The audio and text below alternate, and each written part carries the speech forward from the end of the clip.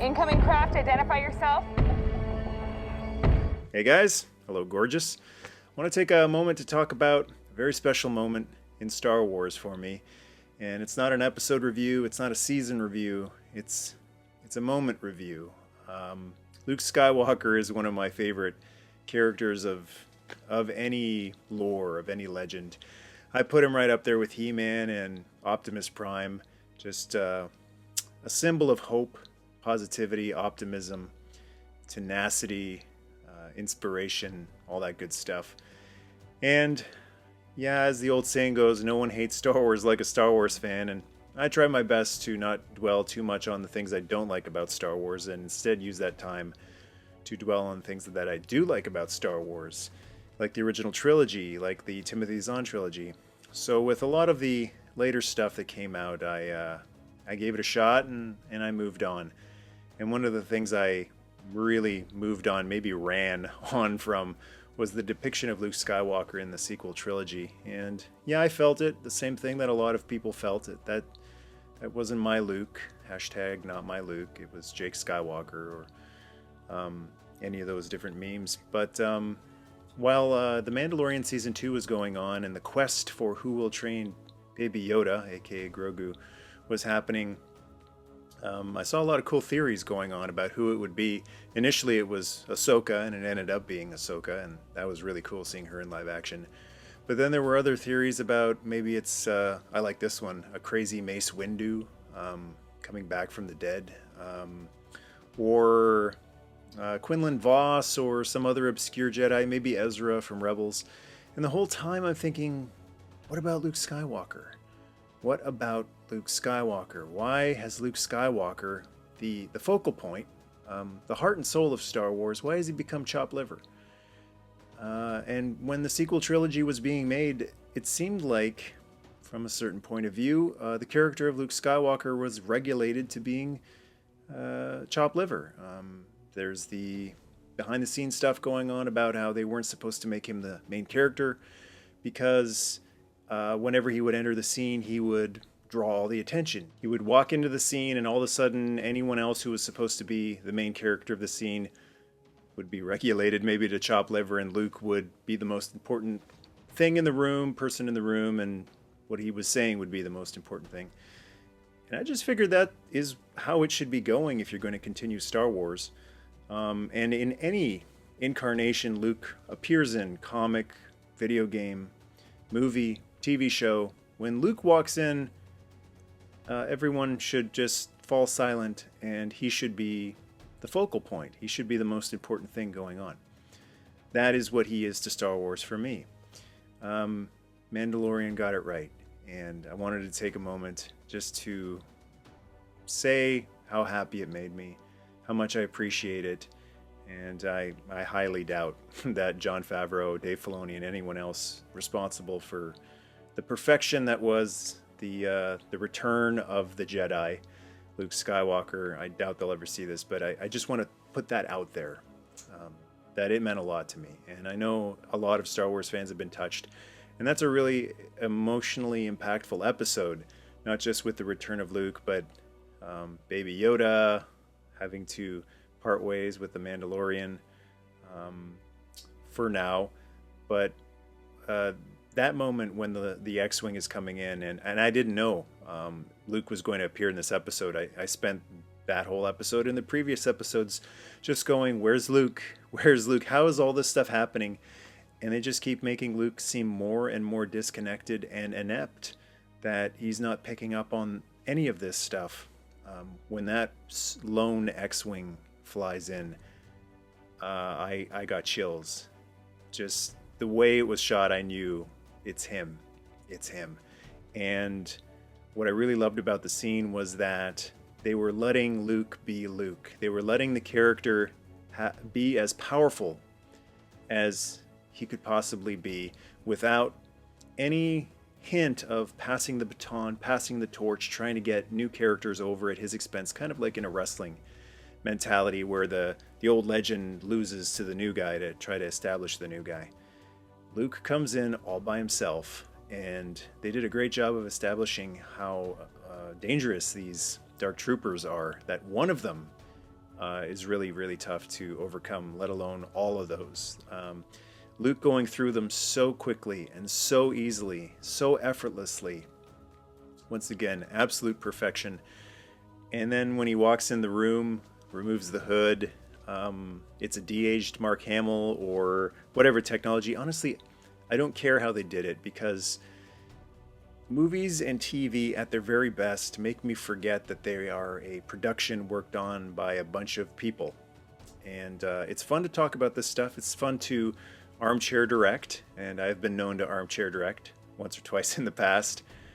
But my favorite stuff, my favorite movies and TV shows, are the ones that suspend my disbelief and make me feel like this is actually a story, a legend unfolding, rather than something that was scripted, shot, edited. It's still fun to talk about the stuff like that, but it's especially fun to talk about the stuff like great movies, great TV shows, even great wrestling matches, where you forget that it's choreographed and that performers are involved, and instead, like good old Fox Mulder, you want to believe that it's real. And this episode really, for me, was a return of the Jedi. It was a return of the original trilogy, and it was a return of the magic. And the Mandalorian has had a lot of magic. This isn't like the lone bright spot of the Mandalorian. The whole show, like from the very beginning, has been amazing. But this transcends Mandalorian. This return of Luke is so perfect, so fitting, and I have no armchair directing, no nitpicking, no tweaks, nothing like that. I could not imagine it being any better. I was just sitting there and enjoying what was happening, and so appreciative of it too. Especially with our final glimpses of Luke in the sequel trilogy, and that not going the way a lot of people thought, that not following the character, the endless hope and optimism of the character. It was really cool to just see Luke be peaceful and commanding and powerful, to see all these amazing characters we've been watching for quite some time, a hush fall over them. No competition, no snide bickering and trying to get one over on him, trying to Han Solo him, and trying to make fun of him or make light of him. They could feel his presence, something very, very special about him. There are so many people who are touched in a positive way, who just have that magic reawakened in them. This episode was very special to a lot of people. You're seeing a lot of people who have not been happy with Star Wars for a while, and not like a bitter, angry, curmudgeon-y, bah humbug type of way, but just disappointed and maybe even depressed about it. And you're seeing a lot of those emotions just shed and melt away because this was done so right. Now, I'm a big proponent of creating your own headcanon. If you don't like something, toss it out. Replace it with something else. Make up your own thing if you want. You're not beholden to anybody's canon. Not a fan's canon, not a company's canon, anything. Even though I believe that, and I say that often, there are some people who can't do that or wish they could and can't do it effectively. They are constantly reminded, and sometimes it's hard to move past it when there's re-releases and there's merchandise released of the stuff that you don't want to acknowledge or don't really want to dwell on. This is the perfect final glimpse at our old beloved farm boy. This is the perfect swan song. And even though chronologically speaking, the sequel trilogy, those are his final appearances in his life. As far as the last thing we as fans have seen of Luke Skywalker, this is the perfect swan song right here. If we never see Luke Skywalker again, I really hope we do.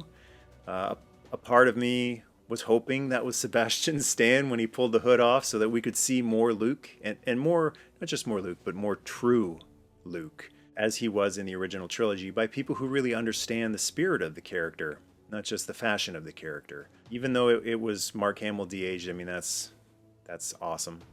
And if we don't see him again perfectly fitting completion of the circle where we had Yoda telling Luke in Return of the Jedi, pass on what you have learned.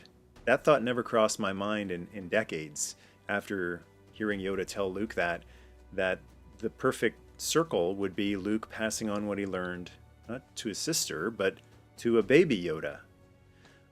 So I just love that imagery of Luke carrying baby Yoda. His calm demeanor was absolutely perfect. He was so soft-spoken, and he didn't say much, which was perfect. It was just a nice, quiet scene, and R2-D2 showing up was perfect too. It was a real love letter to fans of the original trilogy. A perfect image of Luke with the baby heading out to complete his destiny, because Return of the Jedi, I love that movie, but that was the end of the Darth Vader and Emperor story. It wasn't really the end of Luke's story for me. He got to reconcile with his father, but his adventures were left wide open, and I'm so glad we got to see a little glimpse of it. I don't know if we'll ever get a show of Luke starting his Jedi Academy, and then there's even that baggage that some people might have that, oh, even if he starts this academy, what happens in the sequel trilogy? You know, for the people who can't just say, well, the sequel trilogy isn't my canon. What I really appreciate is incredible images to dwell on, to remember with good memories, fondly.